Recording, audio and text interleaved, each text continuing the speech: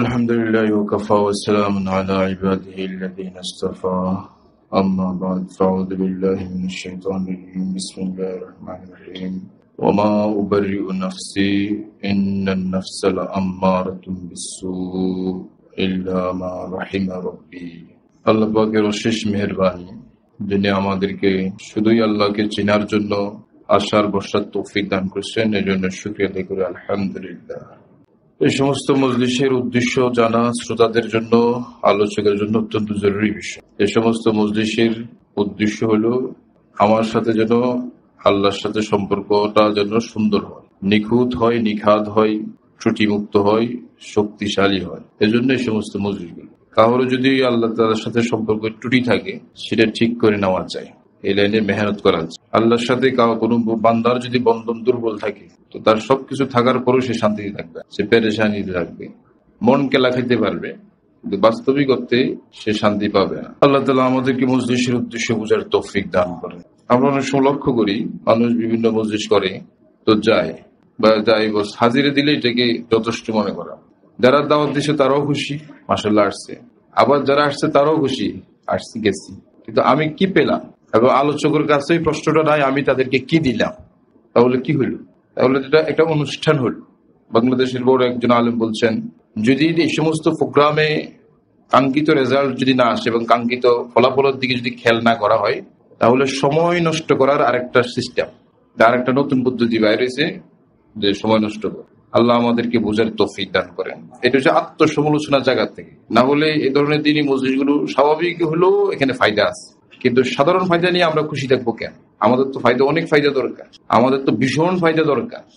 আমরা তো আমাদের জিন্দিগির ব্যাপারে সিদ্ধান্ত নেওয়া দরকার, এরকম ফায়দা হওয়া দরকার। এই মজলিস বয়ান শুনলাম, বয়ান শোনার আগে একরকম ছিলাম, বয়ান শোনার পরেও ওরকম থাকলাম, তাহলে কি ফায়দা হইল? তাহলে ফায়দাটা কম হয়েছে না বেশি হয়েছে? খুব কম হয়েছে।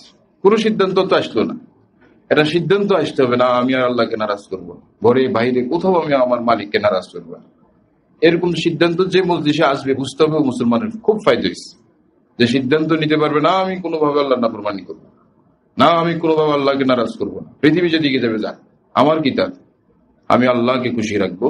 তো মাশাআল্লাহ এদের অনেক ফায়দা হইতে থাকে। আল্লাহ আমাদেরকে বুঝার তৌফিক দান করেন।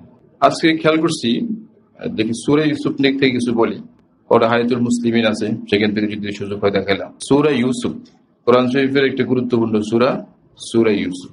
তার আগে আরেকটা ঘটনা বলি।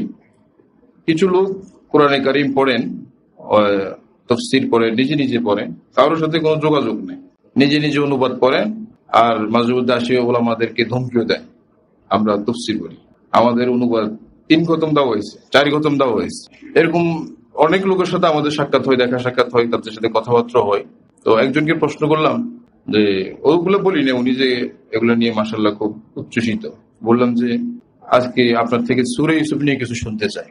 আপনার ওটা তো বলি না, আপনি যেগুলো পড়েন এগুলো নিয়ে যে হামকে তুমকা করেন, সূরা ইউসুফ থেকে আমরা কি শিখলাম এটা যদি একটু মোজাকারা করতেন আমার কাছে। আমি কিন্তু কোরআনের প্রতি ভীষণ আমার আগ্রহ, আসলে মুসলমান মানে তো আগ্রহ নাকি, আমার আগ্রহ আছে এখন ইউসুফ থেকে আমরা কি শিখলাম, আমি আমার জীবনের কোন কোন জিনিস সূরা ইউসুফ থেকে সুন্দর করলাম। তিনি আমাকে বললেন যে একটু অধ্যয়ন করতে হবে। কি করতে হবে? আগের অধ্যয়নটা কোথায় ছিল তাহলে?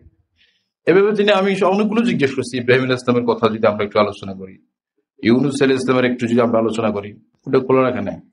ইউনূস আলাইহিস সালাম যদি আমরা একটু আলোচনা করি, কথা খেয়াল করতেছেন, এটা সবক নেওয়া হবে কিন্তু পরবর্তীতে। আমরা যদি মূসা আলাইহিস সালামের আলোচনা করি, তাহলে আমাদের পারিবারিক জীবনে বা ব্যক্তিগত জীবনে, দাম্পত্য জীবনে ওনাদের থেকে আমরা কি নিলাম একটু যদি মোজাকারা করেন। তো উনি সবগুলোতে বললেন এটা অধ্যয়ন করতে হবে। এই হলো আমাদের কোরআন শরীফ পড়া খুশুস। প্রায় লোকের এই হালত। কেউ যদি বলেন আমি নিজে নিজে পড়ি, অনেক কিছু নিই, তাকে আমরা প্রশ্ন করবো যে ভাই আসেন তাহলে বলেন। এই লোক কিন্তু কিছু বলতে পারে না, অনেক পড়েন শুনি, এবং তিনি বলেন যে আমরা শুধু কোরআন পড়ি, কোরআন থেকে নিই। তো অনেকে এগুলো শুধু বলার জন্য এগুলো করে, আসলে বাস্তব জীবনে সে কিছু আনে না। এটা কোনোভাবেই ঠিক না। আল্লাহ আমাদেরকে বুঝার তৌফিক দান করেন। কিন্তু আমাদের উলামায়ে কেরাম, আজীব উলামায়ে কেরাম আমরা পাইছি আলহামদুলিল্লাহ। আল্লাহ তাআলা ওনাদেরকে খুব ওনাদের জিন্দেগিতে বারাকা দান করুন। যারা জীবিত আছেন তাদেরকে আল্লাহ তাআলা নেক হায়াত দান করেন, যারা চলে গেছে তাদেরকে জান্নাতের উঁচু মাকাম দান করেন। মুফতি শফি রহমতুল্লাহ আলাইহি তাফসীর লিখছেন, তাফসীরে মারিফুল কোরআন। পড়লেই ফায়দা, বুঝবেন মুসলমানরা কিভাবে চলা উচিত, মুসলমানদের সাধারণ সাধারণ মাসালাগুলো তিনি কোরআন শরীফ থেকে কি করছেন, আলোচনা করছেন। আবার তফসির একটা উসমানী আছে, 3 খন্ডে এখন নতুন ভাবে কাজ হয়েছে, মাশাআল্লাহ। সেটাও যদি মুসলমানরা কোনো আলেমের তত্ত্বাবধানে দেখে, তার ফায়দা হইতে থাকবে। যেখানে বুঝবে না, দাগ দিবে, জিজ্ঞেস করবে, ওস্তাদ মনে করবে অমুক আলেম যেভাবে বলে আমি সেভাবে চলবো। আর এই ক্ষেত্রে মাওলানা আব্দুল মালিক সাহেব একটা গুরুত্বপূর্ণ কথা বলেন, যে কোরআন শরীফ পড়ার ক্ষেত্রে আমরা যে জিনিসটা সবসময় খেয়াল রাখতে হবে, তফসির অনুবাদ পড়ার ক্ষেত্রে যেটা খেয়াল রাখতে হবে, সেটা হলো আমি নিজেকে প্রকাশ করার জন্য কোরআন শরীফ করবো না, বরং আমার জিন্দিগিটাকে বানানোর জন্য আমি কি করব, কোরআনের অনুবাদ, কোরআনের তফসির করব, তাও কোনো উলামায়ে কেরামের তত্ত্বাবধানে। সবচেয়ে ভালো এবং নিরাপদ হলো সরাসরি পড়াটা। এটা এতটুকু যদি কেউ না পড়েন ব্যস্ততার কারণে, তাহলে তিনি কোনো আলেমী দিন থেকে একটা কিতাব নির্বাচন, একটা তফসির নির্বাচন করে নিয়ে যেখানে বুঝবেন না দাগ দিয়ে রাখবেন, সেটা জিজ্ঞেস করে নিবেন। কি মানুষের সাথে তর্ক করার জন্য, মানুষকে আমি খুব কোরআনের প্রেমী এটা বোঝানোর জন্য, না নিজের জিন্দেগিটা পরিবর্তন করার জন্য? এটা গুরুত্বপূর্ণ বিষয়। আল্লাহ আমাদেরকে বুঝার তৌফিক দান করেন। তো আজকে ইউসুফ আলাইহিস সালামের ব্যাপারে যদি আলোচনা হয়, সেটা ওরকমই হবে। পণ্ডিত বানানোর কোনো আলোচনা আমাদের এখানে নাই। এখানে আলোচনা হলো যে দিনদার হওয়া, দিনই জিন্দেগি সুন্দর করা, আল্লাহর সাথে সম্পর্ক সুন্দর করা। তো ইউসুফ আলাইহিস সালামের ঘটনা নিয়ে আমরা আগে আলোচনা করছিলাম, প্রায় 1 বছর আগে। এর আগেও আলোচনা হয়েছিল। কিন্তু ইউসুফ আলাইহিস সালামের ঘটনার শিক্ষার দিক এত বেশি, তাফসীরের কিতাবগুলো পড়লে বোঝা যায় অনেক শিক্ষা। ওলামায়ে কেরাম বলেন, কারো যদি টেনশন লাগে, সেই সূরা ইউসুফ পড়লেও তার টেনশন চলে যাবে। এটা আমি এখন একটু আগে পড়লাম, দেখলাম যে না, খুব খুশি লাগে। কারণ দেখলাম ইউসুফ আলাইহিস সালামের তো মানে আল্লাহ তাআলা অনেক পরীক্ষা করছেন না, অনেক বেশি পরীক্ষা। সেই পরীক্ষার সামনে আমাদের কিছুই না, আমাদের কোনো মানে আলোচনা তো আসবে না। আবার ইউসুফ আলাইহিস সালাম এই সূরা ইউসুফটা কখন নাযিল হলো, এটা কিন্তু আমি গত আগে আলোচনা করছিলাম। তো সেটার প্রেক্ষাপটটা খুবই গুরুত্বপূর্ণ। যখন খাদিজা রাদিয়াল্লাহু তাআলা আনহা দুনিয়া থেকে চলে গেছে, এবং আবু তালেবও চলে গেছে, আল্লাহ রাসূল সাল্লাল্লাহু আলাইহি ওয়াসাল্লামের পেরেশানি আর পেরেশানি, মানে 2 জন মানুষ চলে গেল এবং কাছের জন চলে গেল। ইসলামের দ্বীনি কাজের জন্য ওনারা 2 জন খুবই প্রয়োজনীয় মানুষ ছিলেন। তো চলে গেছে, তখন আল্লাহ তাআলা সান্ত্বনার জন্য সূরা ইউসুফ নাযিল করছে। তাহলে বুঝেন এখানে কি বিষয় আছে, কত এখানে। অর্থাৎ এরকমও আমরা লক্ষ্য করছি পৃথিবীতে, যে অনেক মানুষ মানসিক রোগী হয়ে গেছে। সে সূরা ইউসুফ পড়তেছিল, ওলামায়ে কেরামের তত্ত্বাবধানে সে সুস্থ হয়ে গেল, আর মানসিক টেনশন চলে গেছে। ভাই টেনশন কিসের টেনশন? ইউসুফ আলাইহিস সালামের মতন নবীকে যদি কূপে ফেলা যাওয়া যেতে পারে, তো তুমি কোন বুঝুর বইলে যে তুমি একদম উপরে দেখতে? ইউসুফ আলাইহিস সালাম কূপে থাকার পরও তুমি স্বাভাবিক ছিলেন না?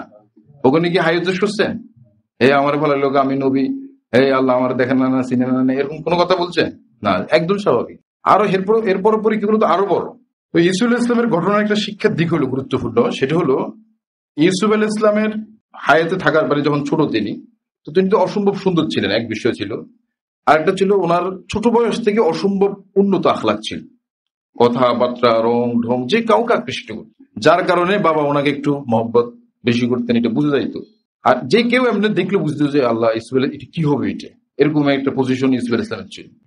এই কারণে ওনার ভাইরা এটা সহ্য করতে পারে না।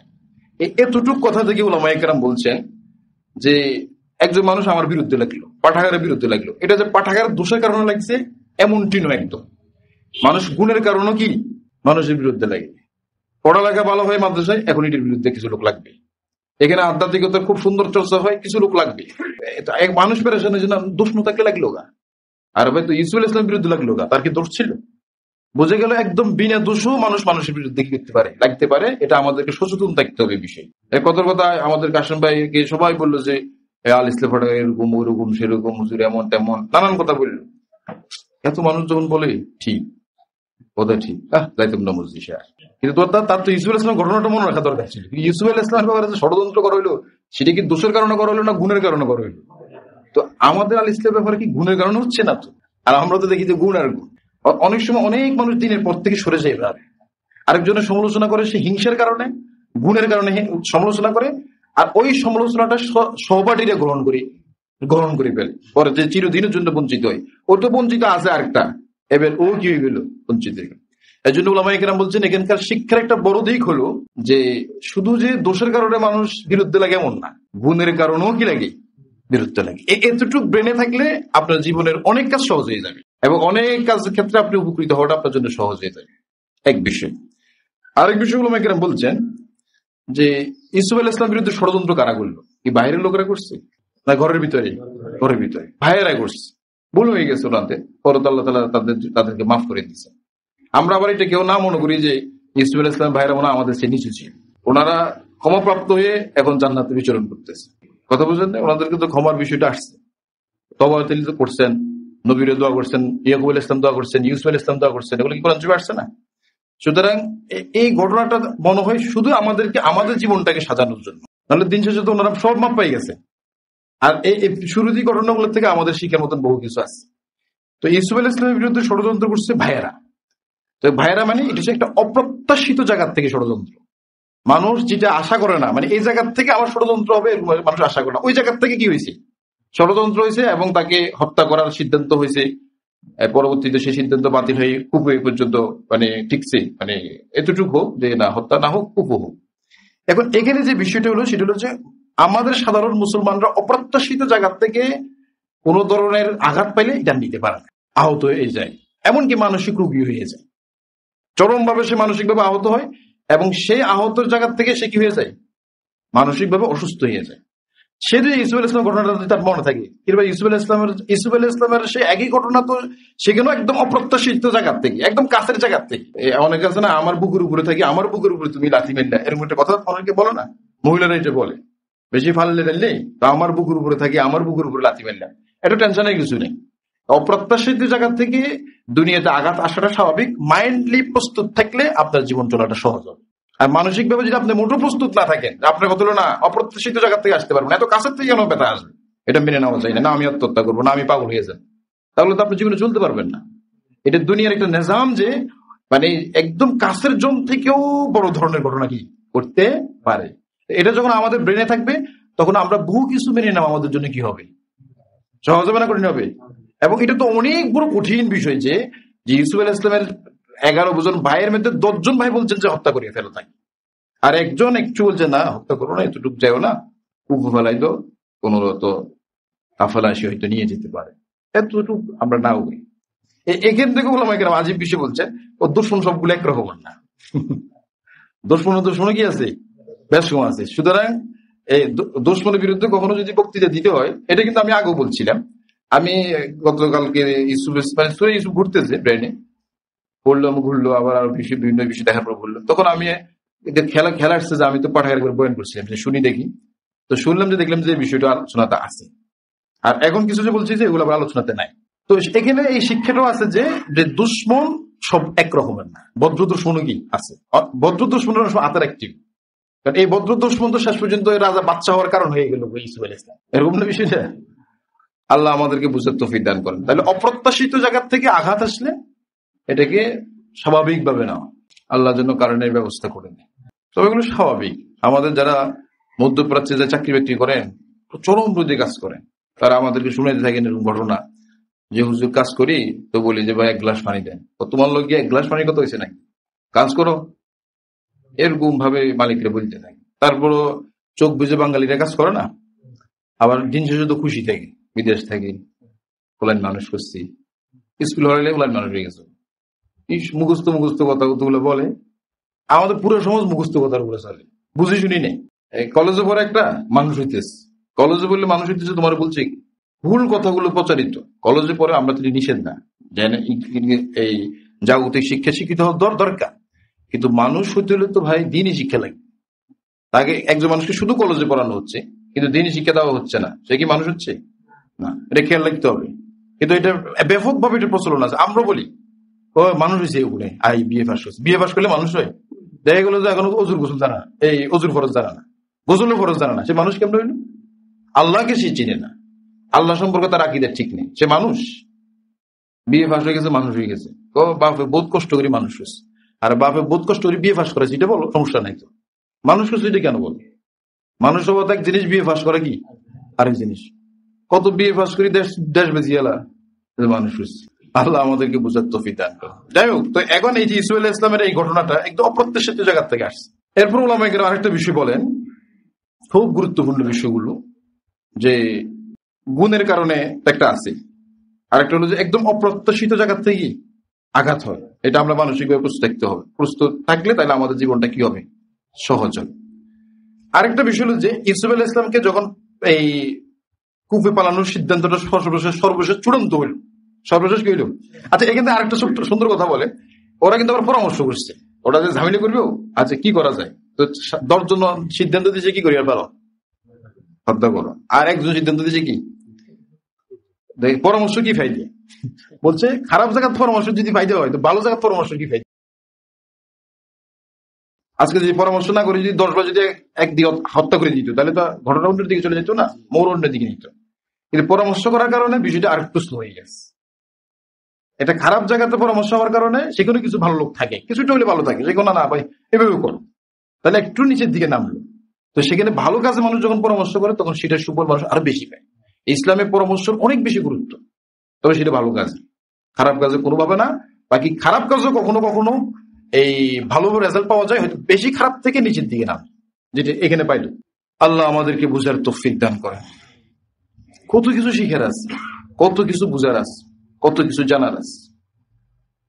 এরপরে ইউসুফ আলাইহিস ইসলামকে কোথায় নিয়ে গেল, ওই কাফেলারা পাইলো। এই কাফেলারা পাইলো, এখান থেকে আমরা অনেক কথা বলেন, আমি বলবো না। তারপরে কোথায় চলে গেলেন তিনি, হ্যাঁ, আর কুফেনি কুফতে শেষ, এখন রাজপ্রসাদে চলে গেছেন তিনি। এবার রাজপ্রসাদে ওনার পেরেশানি কারণ হলো জুলাইখার সাথে। তিনি যখন বড় হইতেছিলেন জুলাইখার ফিকির ভিন্ন হইতেছে। তো জুলাইখা তাকে গুনাহের জন্য আহ্বান করতেছিল। এখান থেকে ওলামায়ে কেরাম অনেকগুলো কথা বলে। 1 নম্বর কথা সেটা হলো যে পরিবেশ টরিবেশ কোনো কথা নয়, আসলে হিম্মত। আসলে কি হিম্মত? কোন মুসলমানের মাঝে যদি হিম্মত থাকে যে আমি আল্লাহকে খুশি করবই, সে খারাপ পরিবেশও আল্লাহকে কি করতে পারবে, খুশি করতে পারবে। যেমন ইউসুফ আলাইহিস সালাম পারছেন। এখন ইউসুফ আলাইহিস সালাম যে পরিবেশে পড়ছেন, কোরআন শরীফের আয়াত হলো যে অগাল্লাকাতিল আবওয়াব, নিজের ঘরে ঢুকাইছে, ঢুকানোর পরে একদম আবওয়াব মানে সকল দরজা বন্ধ করে ফেলছে এবং যে হাই তালাক, ক্বালাত হাই তালাক, সে বললো যে আমার দিকে আসো। এই হাই তালাকের মধ্যে কতটা আকর্ষণ ছিল। এক সুন্দরী নারী যখন বলে এদিকে আসো, কিছু বুঝেন না, তখন বিষয়টা কত জটিল, কতটা মোহনীয় হইতে পারে সেটা। তো সেই জায়গাতে তিনি একদম হিম্মতের সাথে বললেন ক্বালা মাআযাল্লাহ, আল্লাহর পানা এটা, ইন্না লিল্লাহি বলে কি আবার। কিন্তু এই যে পরিবেশে কে ছিলেন, ইউসুফ আলাইহিস সালাম ছিলেন, সব দরজা বন্ধ। আর তিনি আল্লাহ জানি কোন সাজায়, ওটা তার তফসিরে আসে নাই, এই কিন্তু কোরআন শরীফে আসে নাই, কিন্তু কোরআন শরীফের আলোচনার ঢঙে বোঝা যায় যে সে খুব সাজ্জিল। অরাদাথু, এই অরাদাথু শব্দের সব আছে, সে পুষ্টিয়েছিল, সে তাকে আকৃষ্ট করার সর্বাত্মক চেষ্টা সে করছিল, ওই নারী জুলাইখা। তো এখানে তিনি একদম দৃঢ়তার সাথে বলছেন মাআযাল্লাহ, আল্লাহর থেকে আমি পানা চাই নাফরমানিতে। তার হিম্মত ছিল, এক হিম্মত সকল দরজা খুলে দিয়েছে। এখন আপনাদের কাছে প্রশ্ন, আমরা যারা পরিবেশের দোহাই দিয়ে গুনাহ করি, আছে না, হুজুর পরিবেশ খারাপ, হুজুর স্কুলে গেলে হারি না, থাকি না, বুঝি না, হুজুর আঙ্গু ভাই ব্যাগে বেড়াই ধরে বেপরদা প্রাইভেট টাইভেট ঠরাইতো, আই রোজগার তো করতো কেন এনে দেখাইব, আই রোজগার দেখা না কিতো করতো। তারা কি ইউসুফ আলাইহিস ইসলামের পরিবেশ খারাপ পরিবেশে পড়ছেন? ইউসুফ আলাইহিস ইসলাম যে পরিবেশ থেকে বেঁচে আসছেন তার চেয়েও কি আপনি খারাপ, একদম খারাপে চলে গেছেন? নাকি আপনার পরিবেশ আরো বহু বহু ভালো? ইউসুফ আলাইহিস ইসলাম বেঁচে গেলেন কিভাবে? হিম্মতের মাধ্যমে। আপনি বাঁচতে পারেন না কেন? আমরা তো টোয়া কইলে খারাপেরই। আপনি তো এগুলো খুঁজতে থাকেন যে এরকম আসুক, মহিলারা একটু সামনে আসুক। কিন্তু এতদিন পর্যন্ত প্রাইভেট পড়াই, একদিনেরও তো আড়াল থেকে কথা বলা উচিত ছিল। টেনশন করে প্রাইভেট যিনি পড়ান, কি বলবেন আপনি? তাহলে কি আমি কি বাঁচতে চাই না খুঁজতেছি? আমি সব প্রতিদিন আড়াল থেকে বলে একদিন সামনে আসুক, নাস্তা কি এভাবে দিতে হয়, নিজে আসি তো দিতে পারেন। প্রাইভেট মাস্টারদের চিন্তা যে কত রকমের হয়, এদেরকে এই জন্য এখানে আসার জন্য বলি। ওরাও জানে এখানে আসলে আমাদের সবকিছু প্রকাশ পায়, এজন্য মানে নিরাপদ দূরত্ব বজায় রাখে। কিন্তু এটা নিরাপদ দূরত্ব বজায় রাখা তো তারই ক্ষতি, আল্লাহ বুঝ দান করেন। দেখেন এখানে ইউসুফ আলাইহিস ইসলামের এত কঠিন পরিবেশে থাকার পরও তিনি হিম্মতের সাথে বেঁচে গেছেন। কিন্তু আমরা বাঁচতে পারি না কেন? আমাদের আসলে গুনাহ থেকে বাঁচার মোটে হিম্মতই নেই। সিদ্ধান্ত আমরা এখনো নিতে পারি না যে আল্লাহর নাফরমানি করবো না। এমনও তো আপনি সিদ্ধান্ত আপনি নিতে পারেন, এখান থেকে আপনি ঘাট মাঝে যাবেন, দুই পাশে নারী, ওরা আপনার অভ্যর্থনা জানাবে, এইদিকে তাকাও, আমার দিকে তাকাও, এরকম একদম সেরা সুন্দরীরা যদি থাকে, আপনি যদি বলেন আমি দেখবো না ইনশাআল্লাহ, এরকম সিদ্ধান্ত নেওয়া যায় না নাকি? নেবেন তো ইনশাআল্লাহ? আল্লাহ আমাদেরকে তৌফিক দান করেন।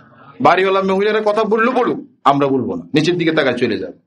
কয়েকদিন হয়তো আমরা পাগলটা বলুক পাগল, কিন্তু কিছুদিন পরে আপনার কাছে মাথা নত করতে তারা বাধ্য। এটা একটা বিষয়। আরেকটা বিষয় ওলামায়ে কেরাম বলেন, সেটা হলো এই আয়াত থেকে বলেন সেটা, ওমা উবারিউ নাফসি ইন্নান নাফসা লাআম্মারাতুন বিসসু ইল্লা মা রাহিমা রাব্বি। ইউসুফ আলাইহিস সালাম বলতেছেন, আমি আমার নফসের খুব প্রশংসা করি না, আমি আমাকে প্রেস বলতেছি না, কারণ নফসের কাজ হলো তো খারাপের দিকে যাওয়া। তবে ইল্লা মা রাহিমা রব্বি, আমার প্রভু যার উপরে রহমত করেন, রহমত দ্বারা যাকে ঢাকি রাখেন, সে বেঁচে যায়। এই আয়াতের আলোকে উলামায়ে কেরাম বলেন যে, এই শব্দের আলোকে বলেন যে ইউসুফ আলাইহিস সালাম যে হঠাৎ করে গুনাহ থেকে বেঁচে গেছেন বিষয়টা এমন না, বরং ইউসুফ আলাইহিস সালামের সাথে আগের থেকে মালিকের সাথে সম্পর্ক ছিল। তিনি আগের থেকে আল্লাহর বন্ধনে আবদ্ধ ছিলেন। এখন আল্লাহকে তুমি তো আমার, আর উনিও নিহমত করলেন, না ভাই আমি তো আল্লাহ আমদারি রাখবো। আগের থেকেও চর্চা আছে, মানে আল্লাহর সাথে প্রেম চর্চা থাকি তখন শুরু হয়েছে না আগের থেকে? আগের থেকে। কিন্তু আমরা গুনাহ থেকে বাঁচার জন্য আগের থেকে যে একটা প্রেম চর্চার বিষয় আছে, দিন চর্চার বিষয় আছে, দিনই জিন্দিগি নিজের জিন্দিগিতে আনার ব্যাপারটা আছে, এটা থেকে আমরা চরম পর্যায়ে গাফেল। ঠিক আছে নাকি? আল্লাহ আমাদেরকে বুঝার তৌফিক দান করেন। বহু শিক্ষণীয় বিষয়, বহু শিক্ষণীয় বিষয়। তাহলে এখান থেকে আমরা বুঝলাম যে আল্লাহর সাথে গুনাহ থেকে বাঁচতে হলে আল্লাহর সাথে একটা সম্পর্ক গড়া উচিত ইনশাআল্লাহ। আর একটা হলো যে হিম্মত, কি করা? হিম্মত করা। পারবো তো ইনশাআল্লাহ? ইনশাআল্লাহ। আরেকটা বিষয় উলামায়ে কেরাম বলছেন যে মধুর ইমানের মধুরতা এরকম যে কারাগারের তিক্ততাকে ভুলিয়ে দিয়েছে ইউসুফ আলাইহিস ইসলাম। ইমানি মধুরতা। ইউসুফ আলাইহিস ইসলাম চাইলে আপোষ করতে পারতেন না? না পারতেন না? ইউসুফ আলাইহিস ইসলাম চাইলে আপোষ করতে পারতেন না? পারতেন না? পারতেন না মনে হয়। পারতেন মানে তো ওনাকে আহ্বান করা হয়েছে, কেউ জানতো পৃথিবীর? আল্লাহ ছাড়া তার কেউ জানতো না। কিন্তু ইউসুফ আলাইহিস ইসলাম এখানে ইমানি মধুরতাটা কিন্তু গ্রহণ করছেন। তিনি বলছেন, রব্বিস সিজনি আহাব্বু ইলাইয়া মিম্মা ইয়াদউনানি ইলাইহি। আল্লাহ, ওরা আমার যে দিকে ডাকতেছে, ওরা আমাকে এখানে ইয়াদউনানি জমা মানে বহু বচন ব্যবহার করা হয়েছে। ডাকলো কিন্তু একজন, আল্লাহ বলছে কি ওরা ডাকছে। ওটা কেন সেটা একটু পর বলতেছি। ওরা আমাকে যে দিকে ডাকতেছে তার চেয়ে আমার জন্য 1000 কোটি গুণ শ্রেষ্ঠ হইল যে কারাগারের ওই ছোট্ট ঘরটা। এই কথার আলোকে উলামায়ে কেরাম বলেন, এটা মূলত ইউসুফ আলাইহিস সালামের মাঝে ইমানের মধুরতার কারণে তিনি কারাগারকে কোনো বিষয় মনেই করেন না। বরং তিনি যদি এই প্রাসাদের সাথে যদি তিনি আপোষ করতেন, এই প্রাসাদটা ছিল বিশাল, সুবিশাল প্রাসাদ ছিল, এই প্রাসাদের সাথে আপোষ করে যদি তিনি নাফরমানি করতেন তাহলে এই প্রাসাদটা তার জন্য সংকীর্ণ হয়ে যায়। আর তিনি আপোষ না করি ছোট্ট একটা কারাগারে গেছেন, ছোট্ট একটা কামরাতে গেছেন, কারা প্রকোষ্ঠে তিনি গেছেন, সেই ছোট্ট ঘরটা তার জন্য বিশাল দুনিয়ার চেয়ে বিশাল হয়ে গেছে। ঠিক না ভাই? ঠিক। কোনো মানুষ যদি নাফরমানি করে তার কাছে মনে হইতেছে পৃথিবী একদম ছোট। আর কেউ যখন ইবাদতবন্দি করে, ছোট্ট একটা রুমে যখন ইবাদতবন্দি করে, তখন তার কাছে এটা পৃথিবী মনে হয়। তার সময় এটা কি মনে হয়? পৃথিবী। আমাদের একজন ইঞ্জিনিয়ার সাহেব এখানে আসি বলছেন যে পাঠাগারকে আমার কাছে আরেকটা দুনিয়া মনে হয়। এটা একটা দুনিয়া, এটা এক বিশাল এক জগৎ। তার তিনি সেভাবে অনুভব করছেন। আমরা করতে পারি না, বিদায় বলতেও পারি না, আসতেও পারি না, আর না আসাকে কোনো দোষও মনে করি না, মনে করি আমরা ঠিক। আল্লাহ আমাদেরকে বুঝার তৌফিক দান করেন। তাহলে ইমানি মধুরতার কারণে তিনি কারাগারকে পছন্দ করে নিয়েছেন, এবং কারাগারের এই ছোট্ট কারাগারটা ইমান এবং ইসলামের উপরে থাকার কারণে এই কারাগারটা বিশাল হয়ে গেছে তার জন্য। আর ওদিকে প্রাসাদটা ছেড়ে দেওয়ার কারণে, প্রাসাদ যদি না ছেড়ে দিতেন, ওখান থেকে মেসেজ যদি না ছেড়ে দিতেন, ওই প্রাসাদটা তার জন্য সংকীর্ণ হয়ে যেত। আল্লাহ আমাদেরকে বুঝার তৌফিক দান করেন। একবার প্রফেসর হামিদুর রহমান সাহেব রহমতুল্লাহি আলাইহি, তিনি একবার অস্ট্রেলিয়াতে গেছেন। তো তার বন্ধু বান্ধব, ওনার হয়তো বন্ধু বান্ধব আছে না, আবার ওনারা ওই লাইনের মানে তো জেনারেল লাইনের। তো হযরত আমরা ওখানে সমুদ্র সৈকত আছে, অস্ট্রেলিয়ার সমুদ্র সৈকত তো অনেক, একটু দেখে আসি। তো ওনার একটা নেজাম হলো যে সাথীদেরকে শান্তিতে রাখা, খুশিতে রাখা। আচ্ছা চলো, গেল। এখন গেল প্রফেসর হযরত নামা না, গাড়িতে সবাই নামে গেছে, ঠাস ঠাস ঠাস নামে গেছে। এখন সবাই ঘুরবে, দেখবেন সমুদ্র সৈকত কেমন। তো প্রফেসর হযরতকে বললো যে, যিনি একদম প্রফেসর হযরত খুব কাছের লোক, উনি বললেন হযরত আপনি আসেন। ও না, আমি যাবো না। তো আমি যাবো না তিনি বলেন না, তিনি বলেন রব্বিস সিজনি আহাব্বু ইলাইয়া মিম্মা ইয়াদউনানি ইলাইহি। আমার জন্য এই যে ছোট্ট এটা কারাগার, এই রুমটা আমার লাগি, কারণ ওখানে তো বেহাইব না, নির্লজ্জতা, ওখানে হাতছানি আর হাতছানি। তো ওই হাতছানি চেয়ে আমার জন্য এই কারাগারটা কি অধিক, এই গাড়ির এই ছোট্ট একটা কারাগারটা আমার জন্য অধিক প্রিয়। তিনি গেলেন না। তাহলে এখন লিখতে বাধ্য হয়েছেন যে এটাই হযরত পড়লেন, আমি পরে চলে আসলাম। পরে ওনার একটু আরো অন্য বন্ধুরা আসছে, তো একটু ঘুরি টুরি, আর ও শুনে দিয়েছে রব্বিস সিজনি আহাব্বু ইলাইয়া মিম্মা ইয়াদউনানি ইলাইহি, যা আমার জন্য এই ছোট্ট কারাগারটা, মানে গুনাহমুক্ত যেটা ছোট ঘর হয়, কি মুক্ত? গুনাহমুক্ত, সেটাই বিশাল মূলত। এজন্য যারা বড় বড় ঘর করে অহমিকে দেখান কিন্তু নাফরমানি চলে, সেটা মোটেও বড় নয়, যেটা ছোট। আরেকজন ছোট্ট ঘরে থাকে, সেখানে নাফরমানি চলে না, সেটা অবশ্যই বড়। এখানে পুরো পৃথিবী আছে, পৃথিবী এখান থেকে পাথর নিতে বাধ্য, কিন্তু ওখান থেকে পাথর কি নিবে? অশান্তি নিবে। আল্লাহ আমাদেরকে বুঝার তৌফিক দান করে, কত কিছু বুঝার আছে। আচ্ছা, এখানে আরেকটা বিষয় হলো, ইউসুফ আলাইহিস সালাম যখন চলে আসলেন, বাইরে চলে আসলেন, তখন তিনি এই বাদশার সামনে পড়ে গেলেন। ওদিকে মহিলা আছে, জুলাইখা। এখন মহিলারা তো মহিলার উপর বুঝবেন, ওটা আবার কিন্তু বাদশা পরে বুঝছে, কান্নাকাটি শুরু করছে। দেখছেন, আপনার খাই, আপনার থাকে, আপনার খাই এখন আমার ইজ্জত নষ্ট করার জন্য, আপনার স্ত্রী ইজ্জত নষ্ট করার জন্য সে প্রস্তুত হয়ে গেছে। একদম মুহূর্ত ঘুরে গেছে জুলাইখা। তাহলে আগের থেকে আল্লাহ এই সবক গুলো দিয়ে আমাদেরকে সতর্ক করতেছেন না, স্বাভাবিক করতেছেন না, দুনিয়ার হাকিকত বুঝাইতেছেন না, দুনিয়ার গঠন প্রকৃতি বুঝাচ্ছেন না, বুঝাচ্ছেন না? খেয়াল করতেছেন? খেয়াল করেন, বুঝাচ্ছেন না, বুঝাচ্ছেন না? এখন মনে হইতেছে তো ইউসুফ আলাইহিস সালামের পক্ষ তো কেউ নেই। ব্যাগে তো ইউসুফ আলাইহিস সালামের মানে যেহেতু পাওয়ারফুল লোক হইতে, ওই যে আগে একদল একটা পাওয়ারফুল আসতো না, ওরকমেরই এখন সবাই সাক্ষী তো দিকে, হ্যাঁ ইউসুফ, হ্যাঁ ঠিক আছে। তো ওখানে অকল্পনীয় জায়গার থেকে আল্লাহ একজন সাক্ষী শিশু একটা তৈরি করে দিস। শিশু ছিল একদম না, ওটা দেখেন জামা কোন দিকে ছিঁড়ে, দেখেন জামা কোন দিক থেকে ছিঁড়ে, এটা দেখেন, তখন আপনি বুঝবেন। কথা বুঝেন না? এখানে বেশিক্ষণ না থাকি, এখানে উলামায়ে কেরাম সেটা বলছেন, সেটা হলো যে যেখানে সাক্ষী কল্পনা করা যায় না, মনে হইতেছে আমার গুণে কেউ দেখে নাই, সেখানেও আল্লাহ সাক্ষী হাজির করতে পারে। কেউ দেখে না এটা মনে করিয়েন না, আছে কেউ। শিশু যেখানে সাক্ষী দিতে পারে, সেখানে জমিন আছে না, সেদিন জমিন সাক্ষী দিবে আপনি কোথায় কোথায় বসে বসে খেলা দেখছিলেন, কোথায় কোথায় কোন জায়গায় বসে আপনি ফেসবুকের অলিতে গলিতে ঘুরছিলেন, সেদিন জমিন সাক্ষী দিবে। আল্লাহ আমাদেরকে মাফ করে দেন, যাদের যা হয়ে গেছে মাফ চেয়ে নিব, তাহলে আল্লাহ তাআলা ভুলে দিবেন। আর ওখানে আরেকটা কথা রয়ে গেছে, ওই যে জমা কেন ব্যবহার করল, বহু বচন কেন? এখানে তো জুলাইখা, কিন্তু আল্লাহ ব্যবহার করছে কি ইয়াদউনানি, যে ওরা যেদিকে আমাকে ডাকে তার চেয়ে আমার জন্য কোনটা ভালো, এই ছোট্ট কথা। তো সেখানে হাকিম আখতার সাহেব রহমতুল্লাহ একটা কথা বলছেন, তিনি বলছেন যে এখানে মূলত জুলাইখা এটা যখন পারে নাই, তখন তিনি আবার চেষ্টা করছে। তো চেষ্টা করছে কিভাবে? অন্য বান্ধবীদেরকে আনছে, এলাকার শহরের সব বান্ধবীদেরকে আনছে। তো বান্ধবীরা বলছে কি করো, বুঝেন নাই, প্রেম করতে চাই না একজনে, আমাদের বন্ধু বান্ধবরা আছে না, দায়িত্ব পালন করেন না, ওলা আছে না নাই, আর কি হবে তো চলে, ওরও দায়িত্ব পালন করে। কথা বুঝছেন? এখন এখান থেকে হাকিম আখতার সাহেব রহমতুল্লাহ বলছেন যে আজীব কথা বলছেন, এখানে দেখা গেল যে এখন সবাইকে একই অপরাধে রাখা হয়েছে। জুলাইখার যে অপরাধী, তার বান্ধবীরা যারা তাকে সহযোগিতা করতে আসছে, ইউসুফ আলাইহিস সালামকে ওদিকে আহ্বান করতেছিল, তারা জুলাইখা যে জায়গার, বান্ধবীরা কি সে জায়গা। এর জন্য অপরাধ তো না করা, এটা তো ঠিক আছে, আবার অপরাধের প্রতি উৎসাহিত না করা। এখন অপরাধের প্রতি উৎসাহিত করার প্রবণতা আমাদের সমাজে কেমন, কম না বেশি? একজন নিয়ত করছে গায়ে করবো না, টাকা পয়সা না, থাক গায়ে থাকতাম না, কয়েকজন মহিলা আসি গেল রাতে 10টা, 3জন, আবার আপনার শেষ কামিটা কি কোন কি গায়ে হলে দিত না, টাকা দরকার হলে আমার থেকে খরচ দেবেন, আর না হলে কিস্তির আল্লাহ সম্পর্ক বালা, আমি ব্যবস্থা করি। তো এরকম বয়ান বক্তৃতা দেওয়ার মতন মহিলা আছে না নাই? আসমান ঘরে ঘরে তৈরি হয়েছে। কেন তৈরি হয়েছে? আমরা মেহনত করি। হাকিমুল ইসলাম রহমতুল্লাহ আলাইহি উনি লিখছেন যে মহিলারা দ্বীনি আধ্যাত্মিক উন্নতির পিছনে সবচেয়ে বড় বাধা হলো পুরুষ। সবচেয়ে বড় বাধা কি? পুরুষরা এটা মনে করলে ভালো, এটা মনে করলে সমাধান হয়ে যাবে। হারান না, এগুলো হুদা কথা, এই বুয়া কথা একদম, এগুলো বাদ দিতে হবে। সিদ্ধান্ত নিতে হবে না, যেখানে খানা পাক নিতে পারি সেখানে দিনই কিতাব পড়াতে পারবো না। খানা পাক করা কঠিন বেশি না দিনই কিতাব পড়া কঠিন বেশি? তো মহিলারা খানা পাক করতেছে না, রাত দিন কাজ করতেছে না, বই পড়তে পারবে না কেন? আপনি বললেন যে হুজুর এগুলো আগের থেকে অভ্যাস আছে, ওগুলা চলে আসতেছে। তো করেন, সেটা পরিবর্তন করেন, যে তোমাদের মূল কাজটা হলো দিন শিখে।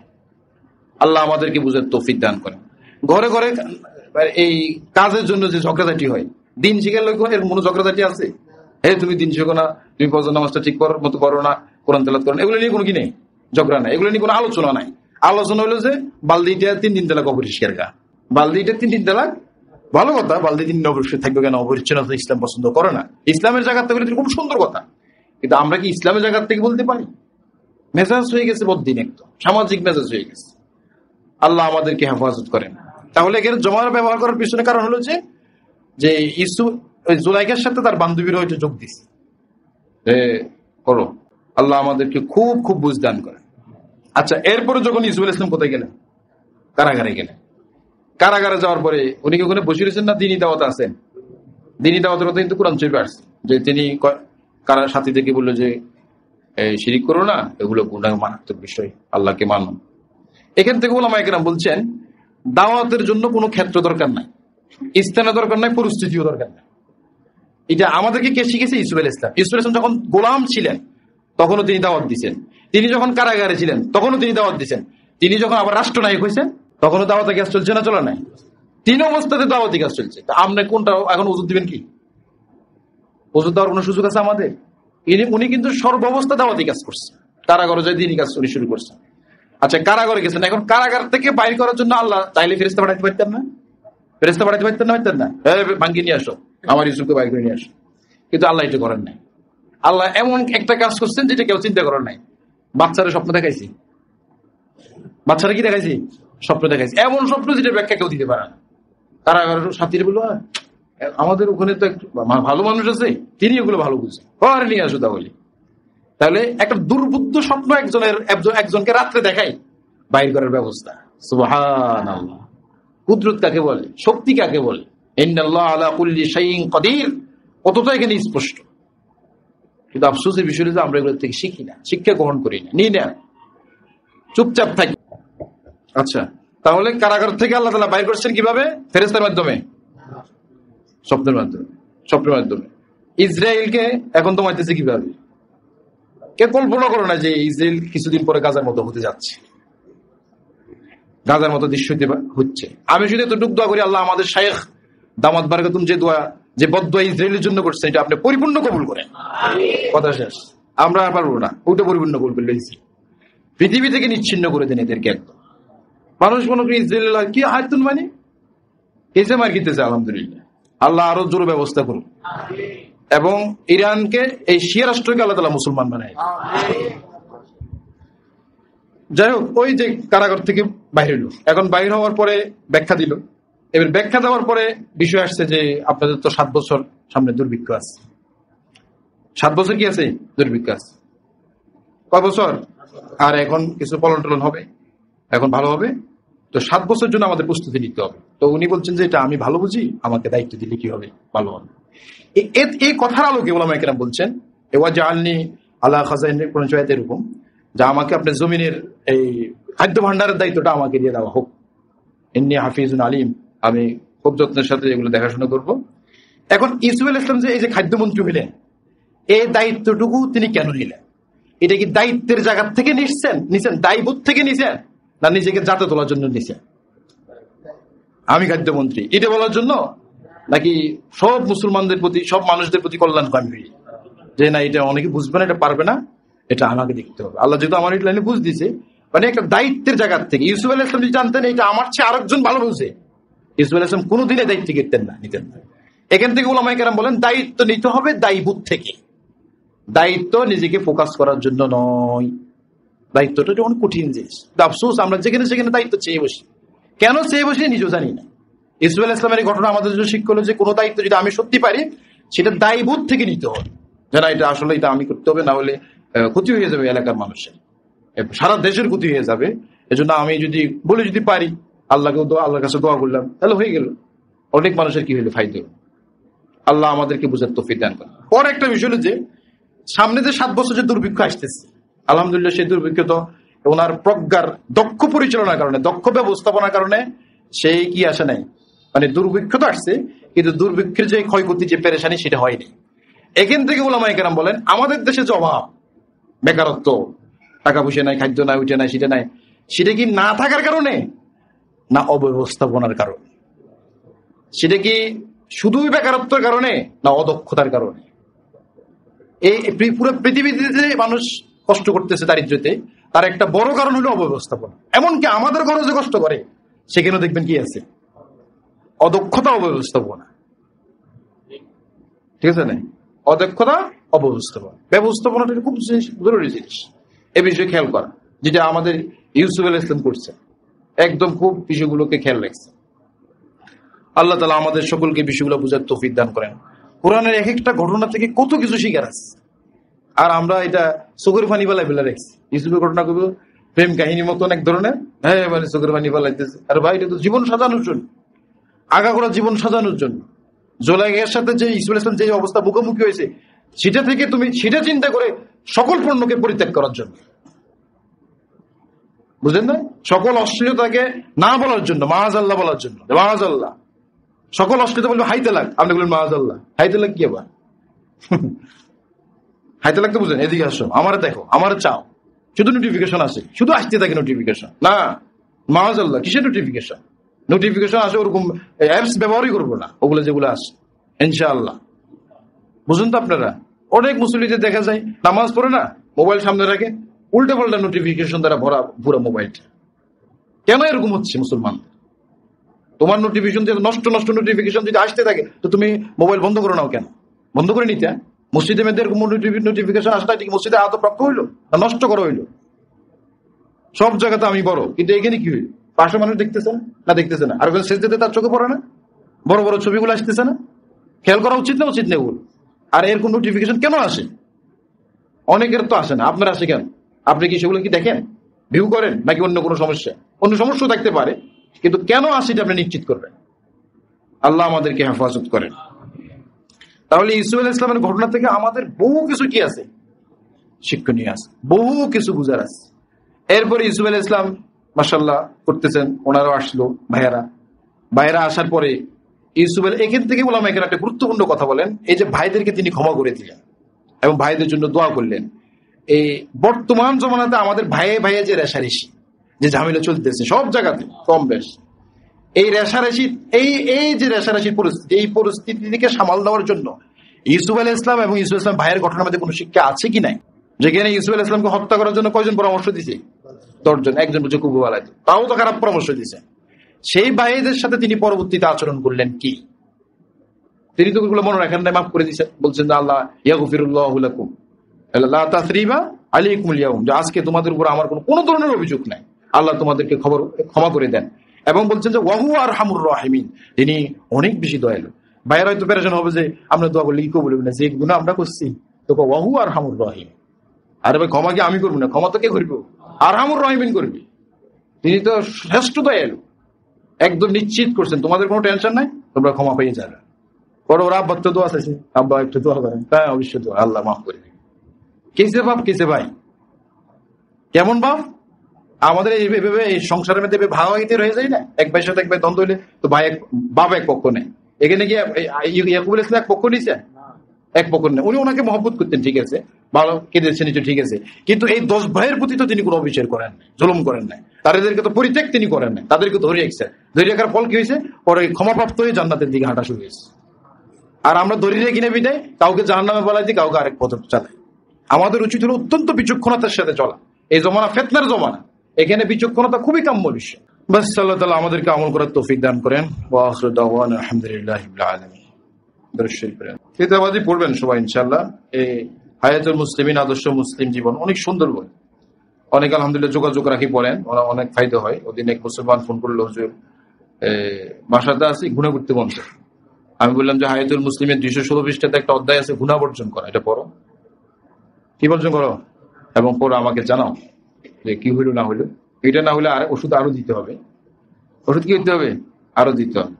আবার অনেক মুসলমান দেখলো আল্লাহ রসুলের সিরাত জানে না। হায়াতুল মুসলিমের একটা আছে রাসূলুল্লাহ সাল্লাল্লাহু আলাইহি ওয়াসাল্লামের সিরাত। অনেক মুসলমানদের আল্লাহ তার রসুলের প্রতি ভালোবাসা নাই। হায়াতুল মুসলিমের একটা অধ্যায় আছে আল্লাহ তার রসুলের ভালোবাসা।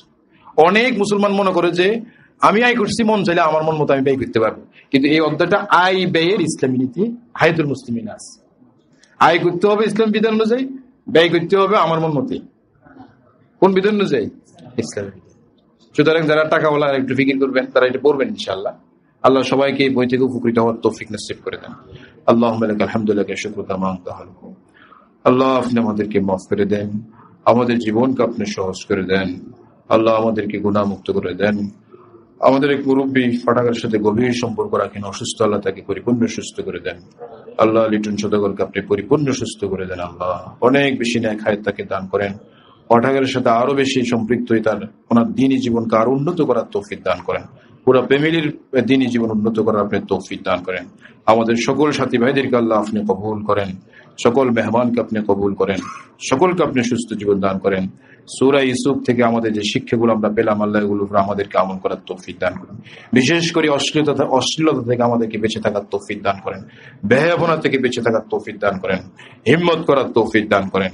আগে থেকেই আল্লাহর সাথে প্রেম চর্চা করার আমাদেরকে তৌফিক দান করেন।